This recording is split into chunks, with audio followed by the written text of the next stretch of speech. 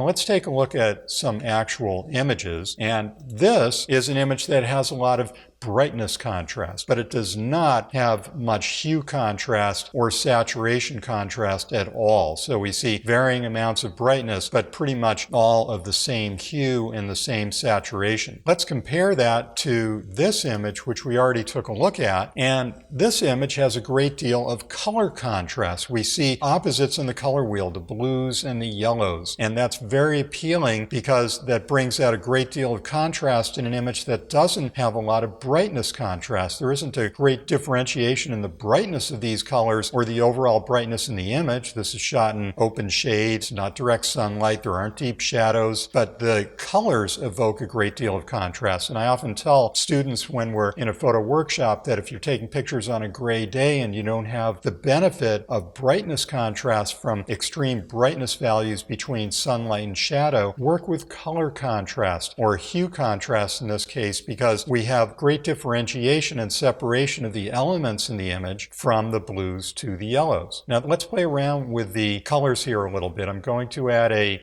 hue saturation adjustment and go into the blues, and I'm going to lighten up the blues. Now we see that when we have differentiation of hues, but also introduce brightness contrast, in other words, a muted or darker yellow and a very light blue, that's not quite as appealing to the eye. Let me reset that and go into the yellows and do the same thing. When I lighten up the yellows, this isn't quite as appealing because we have a kind of an extreme between the light wall and the dark blue, and it's a little harder for the eye to adjust going back and forth between the two. Not that this is necessarily a terrible interpretation of this image, but in working with your balance, and I call it an equilibrium, and working with the equilibrium of the hues and the saturation of the hues and the colors, you want to be easy on the eye of the viewer. You want an easy transition going from one color to the other. So instead of adding brightness to a color, you might consider adding saturation or taking out saturation